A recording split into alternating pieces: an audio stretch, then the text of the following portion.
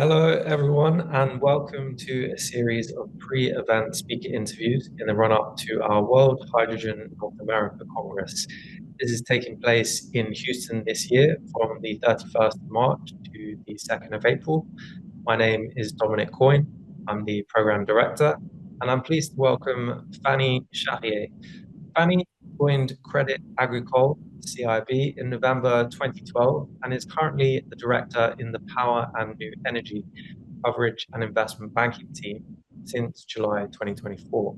In her new role, she supports the relationship of a portfolio of new energy clients by providing origination and financial services in line with the bank's global product offering and network to best answer to the bank's client strategies, business, and financial situation.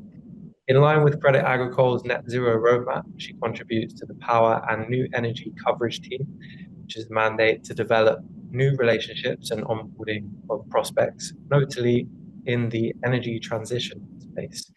Prior to that, she was the hydrogen coordinator responsible for driving low carbon initiative for the Americas. So, Fanny, we're grateful to have your wealth of experience that you're bringing today to this discussion. Welcome. Thank you, Dominique. So, Fanny, just build on that, would you be able to give the audience a bit of a more in-depth background on your interest in hydrogen and So I started my hydrogen journey a few years ago, and trying to take a little bit of different approach is really understanding all the hydrogen players, mapping the ecosystem in the US, and understanding the specific challenges of the industry really early, and trying to see how we could bring capital to the industry just a little bit faster, because we all know that we're on the path to go way over the 1.5 degrees scenario that is in the Paris Accord. And so the idea is we hope that we're going to decarbonize. The idea is like how to bring the capital a little bit faster, and understand that hydrogen and the derivatives is not a new technology. It's kind of an old new technology, and how we can build the expertise internally, educate internally our risk teams, our project finance people, because ultimately there will be a big project financing push to really deploy the capital to finance the deployment of hydrogen and the derivatives production. Great, great. Yeah, it's always a big question whenever there's a new technology, obviously in this case, not totally new, but uh, where the money is going to come from and who's going to help finance it. I'd be curious to know, just to add a bit more onto what you're saying, is what challenges were you initially having with that? Were there main things that you were coming across that perhaps you're still finding today in bringing capital in the space? I think the reality is people are really busy working on renewable deals. We are extremely staff constrained. And so it's difficult to have people to look at new opportunities, new technology, because it takes 3, 4, 5 times the amount of time that you would if you were just doing a renewable deal. And I think the specificity of hydrogen and its derivative, it implies a lot of changes. You have to change the way you think about power. You have to change the way you think about fuel, and it's just a lot of um, a lot of changing the way you've been thinking. And so at Credit Agricole, I think what we're trying also is to work together. We have a very strong project finance team, but we have also a very strong shipping, transportation team. So we're trying to all work together, because it's not one industry that will change. It's the entire ecosystem. It's like the way airlines think about fuel, shipping company think about transporting, what they will transport, how they will power their ships. We saw it in the transportation as well. Heavy duty, etc. So it's a big change, and we are not certain that there will be the demand in all of those sectors. So it's a lot of um it's just a lot to think about, and trying to pull all the expertise we have internally to all work together. And at the end of the day, that's really what's difficult, is to I think at Credit Agricole we've been very good. We created the hydrogen low carbon solution team in 2019 that was specifically dedicated to really look at the technologies within all our client base. But um, it's it's a big time investment, and we're still, especially with the new environment, we're not sure that there will be really the push to decarbonize that we need. Yeah. You hit on a really important point there, and it's something that we always hope to solve with the events, and that's so that people aren't operating in silos, because there's definitely some benefits to be gained to have more people speaking with each other, and synergies and even more opportunities. Um, and so to carry on with the next question that I had for you, and you're going to be speaking in our final investment decision panel, looking at the contracts and strategy side. This is going to be probably usual business for you. Would you be able to give the audience a bit of an idea about what you're hoping to get out of that panel, and perhaps your opinions on where things are within the final investment decision space at the moment?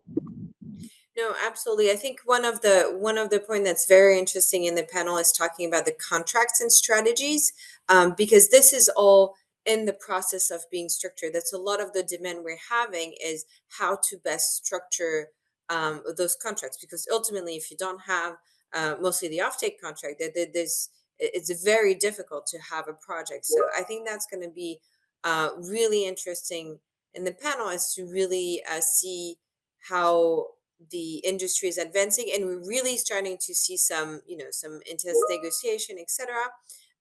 So I'm really hoping to get people's view and have a very interactive panel. And the offtake also really depends on the region. What people need in Europe are very different from what they need in the United States, and what they need in Latin America and Asia. So that also really influence, and we're still in a very uncertain regulatory environment, in the sense that a lot of the regulation, we don't have them fully final. So navigating that is also interesting, and it's very hard to keep track um, of what's happening all over the world. So I'm hoping to get some insight on that, as we have very, very good panelists that, um, especially Marina, that really has a very good view of the regulatory system all over the world. Great, great. We're looking forward to it. For the audience's benefit, that's going to be running on the 1st of April. I wonder, on the projects that you're seeing at the moment, are there any off-taker industries that are looking more promising than others? I mean, we're planning on covering a range of them at the event. I know your team obviously do as well, as you were saying earlier. Do you think there's any that are, for want of a better phrase, easier targets? Yeah, I don't think there's any easier market. I think the more than the industry, I think some regions are really gathering the demand due to the regulatory constraints. I'm thinking about Europe and Asia. And I think the airline industry with sustainable aviation fuel is one promising sector, in the sense that um, there's no real alternative to SAF, really, to these days. There's multiple ways to produce it, and I think that is still what's going on. But I think, for long haul flights, there's not that many options. When it comes to shipping, you have this debate about hydrogen, methanol, ammonia. All them have different qualities, and their potential issues. Same for heavy duty. There's some fight on what the appropriate technology could be. I do believe that to decarbonize, all them should coexist, and it's not a battle of one against another. But I think that's one of the many reason why those industry are having a hard time really finding a consensus and moving ahead, while the airline industries with one option. It makes it a little bit easier to know the path. It doesn't make it easier to adopt something that is fundamentally different in the way you procure yourself um, the Yeah. fuel you need to power those airplanes. Yeah.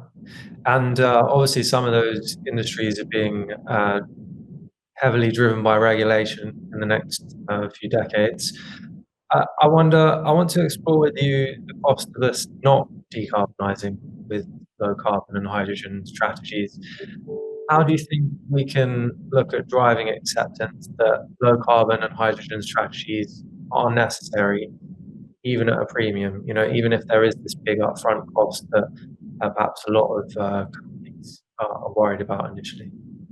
Yeah, I think that's a very good question because we talk a lot about the cost of decarbonizing, but we don't really compare it enough to the cost of non decarbonizing.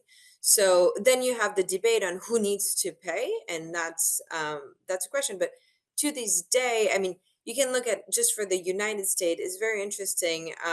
You actually had a report on FEMA coming out, and the amount of major disaster just increased by over 50% from the moment FEMA was put in place back in the 1980s.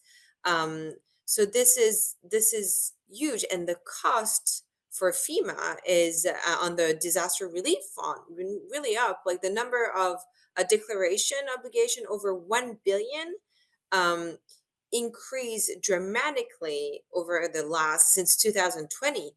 We're consistently exceeding 40 billion, and I mean that of course doesn't always include only natural disasters, but we're consistently exceeding 40 billion. It was 50 billion in 2023, 60 billion in 2024. So not acting has a cost. How much it is of course debatable, but I think the estimate from the National Oceanic and Atmospheric Administration is about over a hundred billion every year just for the US. So that's just to put things in perspective.